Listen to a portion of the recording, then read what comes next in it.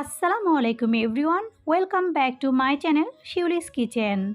আজকের পর্বে আমি তৈরি করে দেখাবো মুখে দিলেই মিলিয়ে যাবে এক কথায় অসাধারণ মজার চালের গুঁড়ার সন্দেশ, যা আপনারা একবার খেলে মন ভরবে না, বারবার খেতে ইচ্ছা করবে। খুব সহজভাবে রেসিপিটি তৈরি করে দেখাবো, আশা করছি সবার কাছে অনেক ভালো লাগবে। রেসিপি ভালো লাগলে আমার চ্যানেলটিকে সাবস্ক্রাইব করে রাখবেন আমার পরবর্তী ভিডিও নোটিফিকেশানটি সবার আগে দেখার জন্য। চলুন তাহলে দেখে নেওয়া যাক চালের গুঁড়ার সন্দেশ তৈরির মূল রেসিপি। চালের গুঁড়ার সন্দেশ তৈরি করার জন্য প্রথমে চালের গুঁড়াটাকে রেডি করে নিতে হবে। আর এর জন্য আমি একটি প্যান বসিয়ে দিয়েছি, আর এর মধ্যে আমি মেজারমেন্ট কাপে মেপে 2/3 কাপ পরিমাণ চালের গুঁড়া দিয়ে দিচ্ছি। এখন চুলার আঁচটাকে লো টু মিডিয়ামে রেখে আমি এটাকে অনবরত নেড়েচেড়ে ভেজে নিব।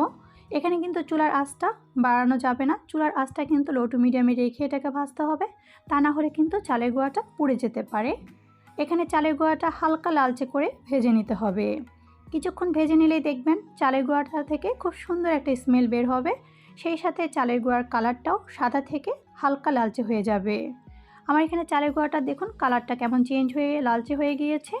এখন আমি চুলাটাকে অফ করে দিচ্ছি, আর চালের গুঁড়াটাকে আমি অন্য একটা পাত্রে নিয়ে ঠান্ডা করে তারপর এটাকে একপাশে সরিয়ে রাখছি। চালের গুঁড়া ঠান্ডা হতে হতে আমি এখন অন্য একটা পাত্রে বসিয়ে দিয়েছি 1 লিটার পরিমাণ তরল দুধ।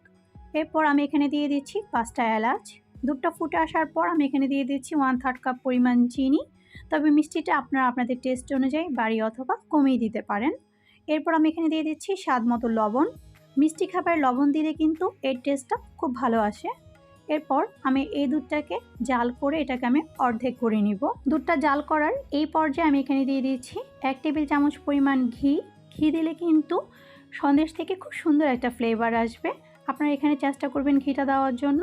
এরপর আমি এটাকেও ভালো করে নেড়েচেড়ে মিশিয়ে দিচ্ছি।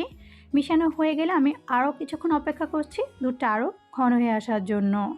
দুধটা ঘন হয়ে আসলে এখন ভেজে রাখা চালের গুঁড়াটা দিয়ে দিচ্ছি। চালের গুঁড়াটাকে ভালো করে দুধের সাথে মিশিয়ে নিতে হবে, যাতে কোনো ধরনের দানা দানা না থাকে।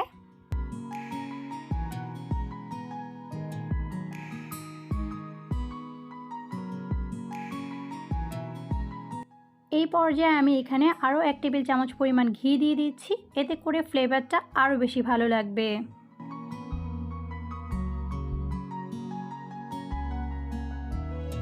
আমার এখানে চালের গুঁড়াটা ভালো করে মিশিয়ে নেওয়া হয়ে গিয়েছে।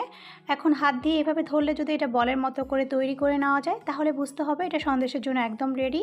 আমার এখানে এটা হয়ে গিয়েছে, আমি এখন এটাকে চুলা থেকে নামিয়ে নিচ্ছি। চুলা থেকে নামিয়ে নেওয়ার পর আমি এখন এটাকে একটা প্লেটে নিয়ে নিচ্ছি, আর আমি এর মধ্যে যে গরম মশলাটা রয়েছে এলাচগুলো দিয়েছিলাম সেগুলোকে আমি এগুলো থেকে তুলে নিচ্ছি।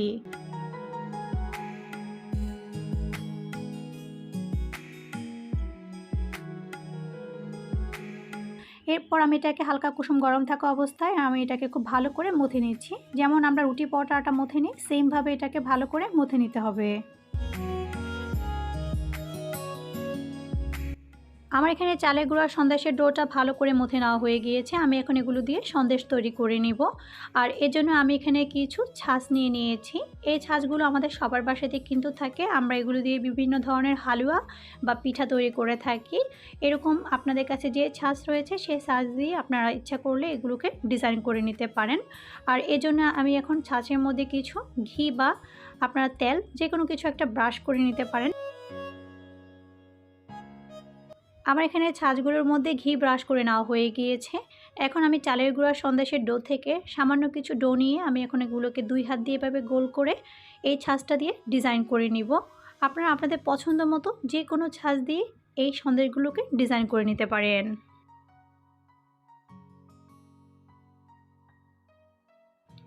এই চালের গুঁড়ার সন্দেশটা খেতে কিন্তু অনেক বেশি টেস্টি হয়ে থাকে।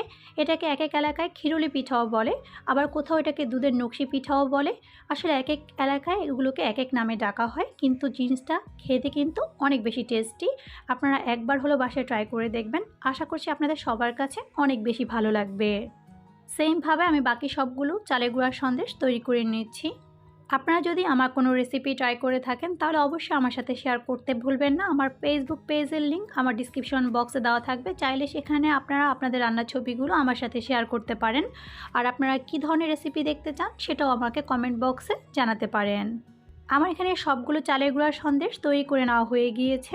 দেখতে পাচ্ছেন, দেখতে এগুলো কত সুন্দর লাগছে, আর এগুলো খেতেও কিন্তু দারুণ মজার, মুখে দিলেই মিলিয়ে যাবে। একবার হলো রেসিপিটি ট্রাই করে দেখবেন। আশা করছি আপনাদের সবার কাছে রেসিপিটি অনেক বেশি ভালো লাগবে, আর অল্প উপকরণে খুব সহজেই তৈরি করে নেওয়া যায়। আর এগুলো আপনারা তৈরি করে এগুলো ফ্রিজে রেখেও কিন্তু 2-3 দিন খেতে পারবেন। আশা করছি আজকের এই সহজ চালের গুঁড়া সন্দেশ রেসিপিটি আপনাদের সবার কাছে অনেক বেশি ভালো লেগেছে। রেসিপি ভালো লেগে থাকলে অবশ্যই আমাকে কমেন্ট বক্সে জানাতে ভুলবেন না। আর আমার রেসিপিটি ভালো লেগে থাকলে অবশ্যই আমার চ্যানেলটিকে সাবস্ক্রাইব করে বেল বাটনটিকে অন করে দিবেন, এরকম আরও অনেক সহজ ও মজার রেসিপি দেখার জন্য। আজকের মতো তাহলে এখানে বিদায় নিচ্ছি। সবাই ভালো থাকবেন, সুস্থ থাকবেন এবং শিউলিস কিচেনের সাথেই থাকবেন। আল্লাহ হাফেজ।